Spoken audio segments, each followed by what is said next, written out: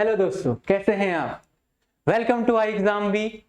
मैं हूं आपका न्यू इंग्लिश टीचर और आपके इस यूपीएससी ईपीएफओ के सफर में आपका मेंटर, आपका साथी Dheeraj Singh Bora. A very brief introduction about me. I qualified many government examination including SSC CPO, even all of the SSC exams, and I written UPSC CSC mains 2 times. So before starting the topic, आज हम क्या पढ़ने वाले हैं, इस चीज को clear करने से पहले वी विल अंडरस्टैंड कि क्या क्या चीजें हमारे पास हैं और वो चीजें कितनी इंपॉर्टेंट हैं। यानी कि बच्चे, हमारी मछली की आंख हमें डिसाइड करनी होगी, फिर हमें ये डिसाइड करना होगा कि उस आंख तक हम कैसे पहुंचे, उस टारगेट तक हम कैसे पहुंचे। तो सबसे पहले हम अपनी आंख की बात करते हैं। तो आपके परीक्षा में, आपके एग्जाम में आपके पास कितने क्वेश्चन देखने को मिलेंगे। आपके एग्जाम में आपके पास है 120 क्वेश्चन, जिसमें से आपको 20 क्वेश्चन देखने को मिलेंगे ईओ या एओ में, enforcement officer and accountant officer. इसमें आपको 20 क्वेश्चन देखने को मिलेंगे, which is 16.67% of your whole exam. It covers the 16, you can say 16.5. इतना परसेंट आपके एग्जाम, इंटायर एग्जाम का जो पोर्शन है वो इंग्लिश कवर कर रहा है। और एपीएफसी की अगर मैं बात करूं तो 10 out of 120, इट्स मीन 8.33। इतना परसेंट पोर्शन आपका कौन कवर कर रहा है, इंग्लिश कवर कर रहा है। और बच्चे, ये एक रिलायबल सोर्स है। अगर आप बहुत ही अच्छे तरीके से, इवन मेरे साथ आप इन चीजों को अगर लेके चलते हो, एक भी टॉपिक आपके एग्जाम में ऐसा नहीं होगा जो छूट जाएगा। ये एक ऐसा टॉपिक है, इंग्लिश एक ऐसा सब्जेक्ट है जहां पे स्टैटिक थिंग्स हैं, आपको उनको बहुत अच्छे तरीके से कवर करना है, रिलायबल सोर्स से उनको कवर करना है, बार बार रिवाइज करना है, and you will get to solve this type of question even at that pressure of the exam. परीक्षा के उस प्रेशर में भी आप इन क्वेश्चनों को बहुत ही इजीली अटेम्प्ट कर पाएंगे, राइट। तो बने रहें and share more and more these topics की मैक्सिमम लोगों तक हमारे एफर्ट जा पाए और मैक्सिमम लोग हमसे जुड़ पाए और हमारा परिवार बड़ा हो पाए, right. So you get the target, right. आपकी मछली की आंख आपके सामने है, आपको ये अचीव करना है। आप कैसे अचीव करेंगे, उसके लिए आपका मेंटर आपका साथ निभाएगा। How to do that thing, which format we will use, how we are applying that thing. तो आज के टॉपिक पे हम बात करते हैं जो कि आपके एग्जाम में, दैट इज PQRS, या इसको हम लोग बोलते हैं पैराजंबल, और कुछ लैंग्वेजेस में इसको बोला जाता है सेंटेंस रीअरेंजमेंट। बात एक ही है, राइट। हम इस टॉपिक की बात करते हैं, how much important that topic for our exam first of all. तो कितना ये हमारे एग्जाम के लिए रिलायबल है। तो आपके एपीएफसी के एग्जाम में आउट ऑफ 10 क्वेश्चन 1 से 2 क्वेश्चन जो है वो आपके पैराजंबल से बनेंगे, which can be the most toughest अगर आपने इसकी अच्छे से प्रैक्टिस नहीं करी है। But you can see very easily, that is the very easy topic. आप अगर एक बहुत अच्छे फॉर्मेट के साथ, अच्छे पैटर्न में इसको करके जा रहे हैं तो देयर शुड बी बहुत कम चांसेस है कि इस क्वेश्चन को आप एग्जाम में छोड़ के आ रहे हैं, right. So just be with me. तो how to do that question PQRS। तो देखिए बच्चे, आपके पास क्या रहता है एग्जाम में, आपको मिलते हैं PQRS इस तरीके से आपको, या ABCD इस तरीके से आपको 4 सेंटेंसेस देखने को मिलते हैं। या तो ये इस फॉर्मेट में होगा बच्चे, या ऐसे होगा कि आपको S1 दिया होगा और बीच में आपको 4 सेंटेंसेस दिए होंगे इन द सेम पैटर्न, जो कि आपको रीअरेंज करने होंगे। और S1 और S2 आपका क्या रहेगा बच्चे, स्टेबल रहेगा। ये आपका क्या रहेगा, स्टेबल रहेगा। इन 2 फॉर्मेट्स में ये क्वेश्चन आपके एग्जाम में आता है, राइट। कैसे इसको करना है, सबसे पहले आपको देखना है मेन सब्जेक्ट आइडेंटिफिकेशन, यानी कि उस पूरे सेंटेंस में, यानी कि इन चारों सेंटेंसेस में, राइट, इस पूरे शॉर्ट पैराग्राफ में किस पर्टिकुलर पॉइंट की बात कर रही है, what is the main point about which we are saying, right. इस टॉपिक की यहां पर बात हो रही है, हमें वो आइडेंटिफाई करना है। अभी हम इस पे बेस्ड कुछ क्वेश्चंस लगाएंगे। With the help of that basically you will easily understand that, don't worry about that. English is like a subject की बहुत ही इजीली आप इन टॉपिक्स को कर सकते हैं और मुश्किल से एग्जाम में कोई क्वेश्चन होगा जो आपका छूटेगा, right. Talking about the pair formation. Pair formation क्या होता है बच्चे, एग्जाम्पल से भी समझेंगे। अभी बेसिक समझो कि हमें ये देखना है कि क्या R Q को फॉलो कर रहा है, क्या Q R के बाद आ रहा है या P के बाद आ रहा है, यानी कि किन 2 सेंटेंसेस का क्या बन रहा है बच्चे, पेयर बन रहा है, right. That is the important thing. Now the third one is the option elimination, which is the key to solve a 50%, more than 50% type of questions, right। उन क्वेश्चंस को आप बहुत ही इजीली कर सकते हो अगर आप इसमें, आपको महारत है ऑप्शन एलिमिनेशन, यानी कि आपको ऑप्शन एलिमिनेट कर देना है। कौन सा आंसर है दैट इज ऑल राइट, कौन सा आंसर नहीं हो सकता है उसे हम क्या कर देंगे, एलिमिनेट कर देंगे, उसे हम साइड कर देंगे, राइट। चलो without wasting any time just go on the questions, right. Question की बात करते हैं। There is a first question, ये आपके प्रीवियस ईयर आया हुआ क्वेश्चन है, that is the question of your previous year APFC. हमने क्वेश्चंस का लेवल थोड़ा सा आपके एग्जाम से थोड़ा अप किया हुआ है कि that if the level of question in your real exam will be high और you will be able to solve these questions. All right, okay, तो बने रहिए and please share more and more that video and that thing, जो हमारा effort है वो maximum लोगों तक पहुंच पाए, लोग हमसे कनेक्ट हो पाए और हमारा परिवार बड़ा हो पाए।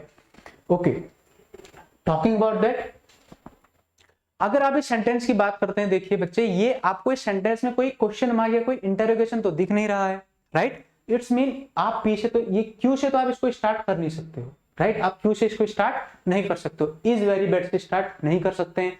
ऑन चिल्ड्रन, क्या बात है भाई, on children, how can you start with the on, right? ये कोई सेंस नहीं दे रहा है। ऑफ सिनेमा, यहां से भी नहीं, यानी कि हमारे पास ये दो ऑप्शन एलिमिनेट हो जाएंगे, इवन ये भी। So you get the right answer. तो देख सकते हैं that is a previous year question, यानी कि आप कितने क्वेश्चंस को, बहुत सारे क्वेश्चंस ऐसे हैं जिनको आप केवल किस बारे में बात हो रहा है उस सेंट्रल आइडेंटिफिकेशन को भी पहचान ले तो आप राइट आंसर तक पहुंच सकते हैं, जैसे ये एग्जांपल रहा। और थोड़ा अच्छे से करें तो अगर देखिए, it is well known that the effect of what, of cinema and which is available at S, यानी कि पी फॉलो कर रहा है, पी के बाद आ रहा है एस, यानी कि P H is a pair. I think you get it कि पेयर फॉर्मेशन क्या है, एस जो है पी को फॉलो कर रहा है, इन दोनों का क्या बन रहा है, पेयर बन रहा है, right? In the same way it is well known that the effect of cinema is very bad on children, is very bad on whom, on children, right? यानी कि जो आर है वो क्यू के क्या आ रहा है, बाद आ रहा है, यानी कि we have the only one option regarding that is A.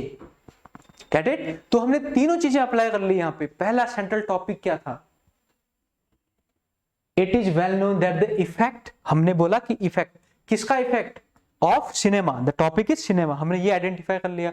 Second, हमने पेयर फॉर्मेशन, हमने क्या किया, pair formation, we made the pair, P S एक पेयर बन रहा था, आर क्यू एक सेकंड पेयर बन रहा था, you get it, right? And the third thing is, हमने इन तीन ऑप्शन को एलिमिनेट कर दिया था, उससे हमारा आंसर पहले ही आ गया था, तभी मैंने बोला दैट इज द मास्टर की stroke, right?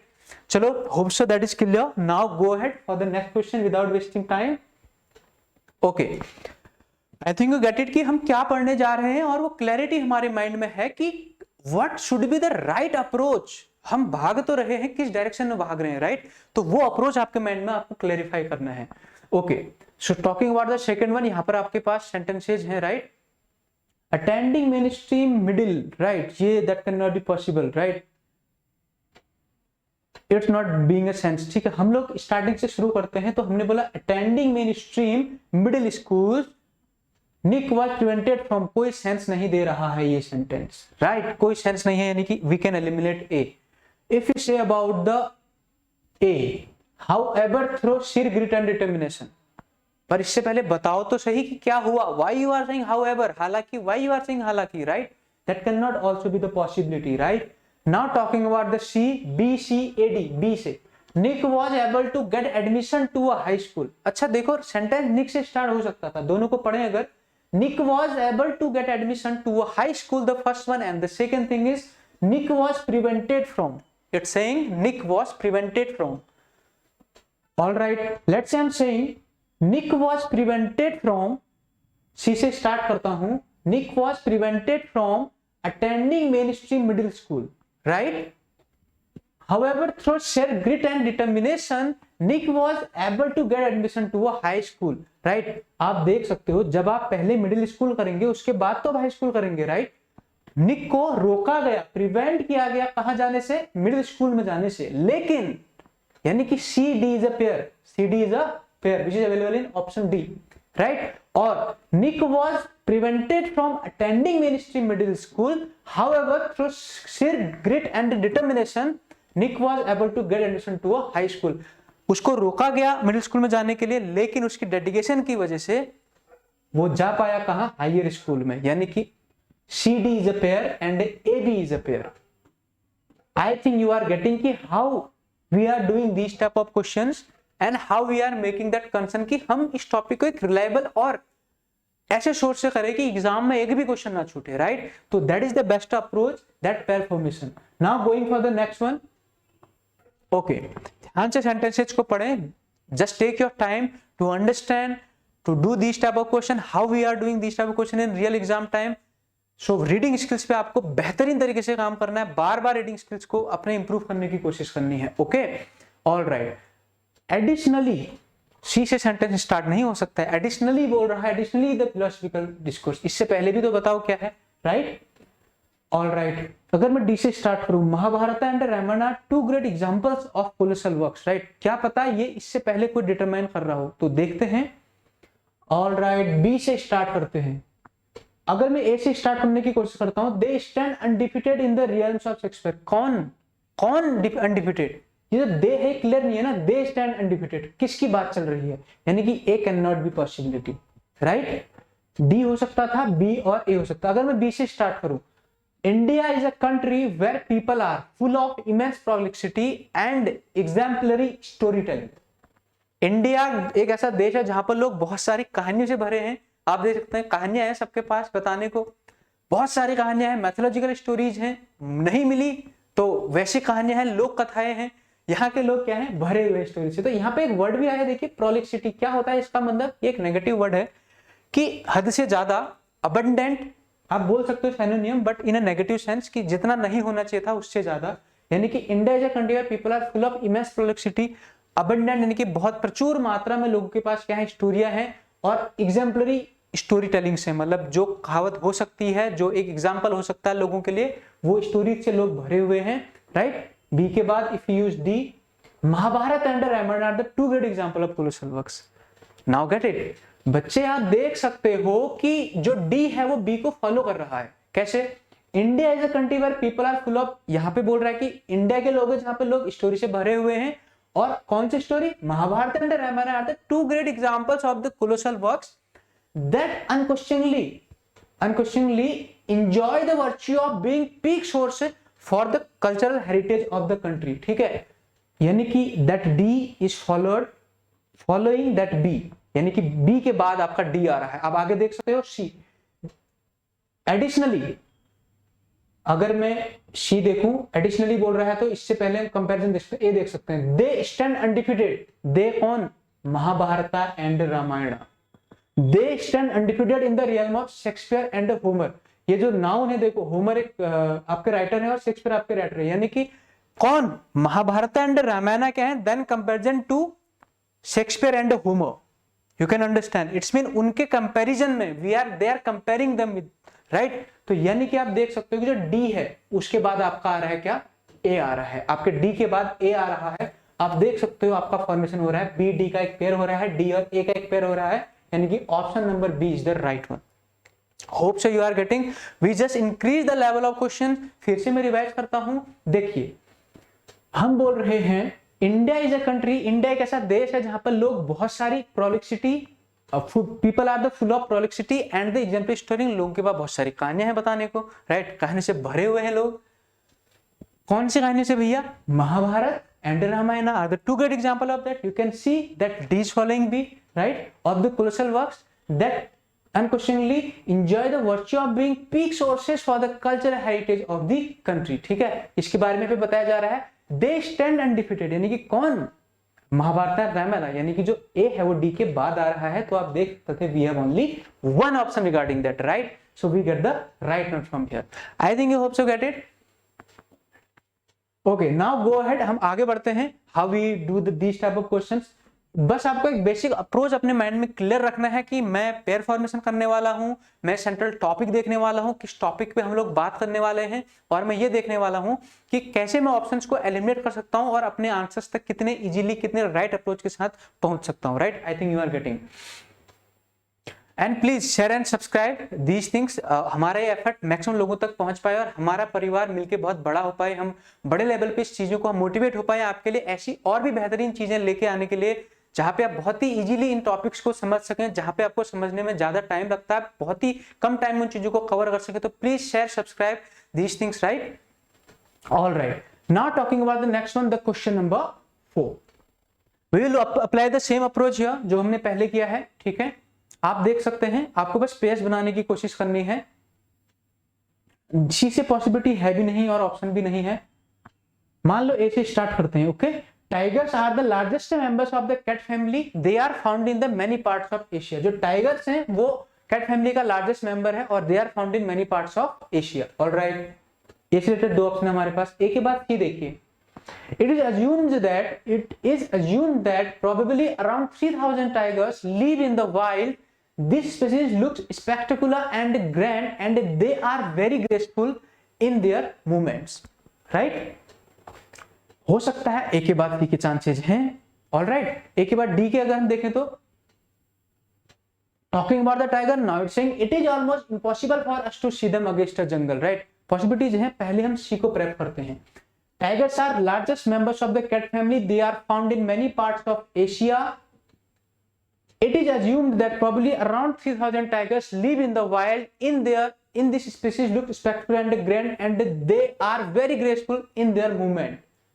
And then B, they mostly live in the dark forest and sleep during the day. They come out for hunting pigs and deer by night. वो दिन में क्या रहते हैं, गायब रहते। They mostly live in dark forest, वो dark forest में आते हैं। And they come out for hunting pigs and deer in night, ठीक है, दिन में वो लोग सो जाते हैं और रात को वो लोग हंटिंग के लिए आते हैं। और इसी वजह से आप देख सकते हैं बच्चे, that is the very easy question. आप देख सकते हैं जो डी है वो बी को फॉलो कर रहा है। कैसे? वो डार्क फॉरेस्ट में रहते हैं, right, they mostly live in the dark forest. इसी वजह से हमने क्या कर पाते हैं, बी के बाद क्या आ रहा है, डी। इसी वजह से ये इंपॉसिबल हो जाता है कि उन्हें हम देख पाए जंगल में, right. So it's mean there is a pair formation B and D, so easily you can get the answer. Getting और नॉट?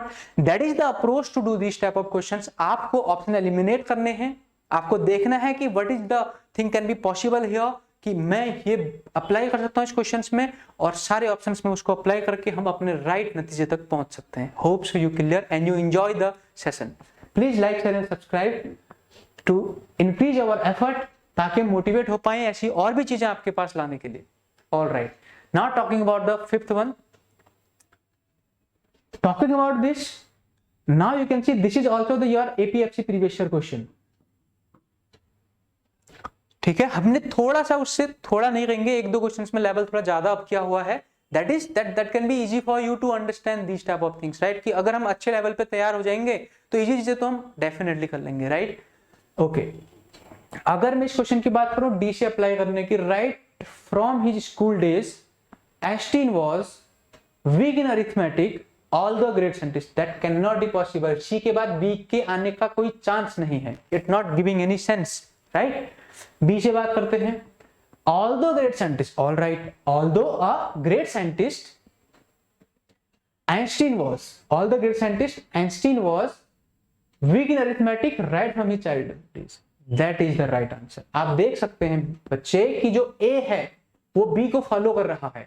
जो A है, although हालांकि ग्रेट साइंटिस्ट था Einstein, right, C weak in arithmetic right from his school days, पर वो क्या था, week था अरिथमेटिक में फ्रॉम हिज स्कूल डेज, यानी कि you can say the B is the right answer for the question number 5.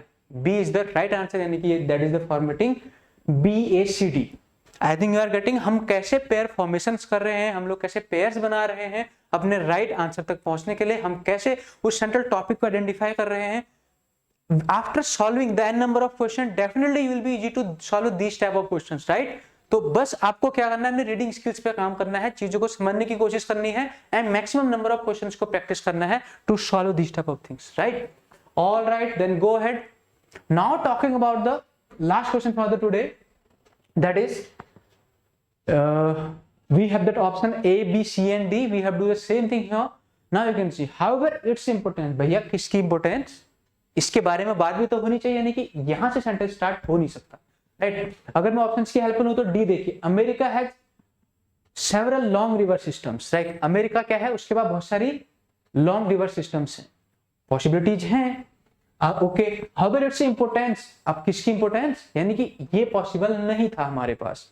D के बाद ए, क्योंकि यहां बोला ना America has several long river systems, however it's, अब इट्स क्या है, किसकी इंपोर्टेंस, राइट, कुछ बताना तो चाहिए ना उससे पहले। यानी कि सेकंड की बात करते हैं, America has several long river systems, America has several long river system, बहुत सारी लंबी नदियां हैं वहां पे, right. Although not the longest river, the Rio Grande is the most important river of in America, या that is possible, DC is a pair, right.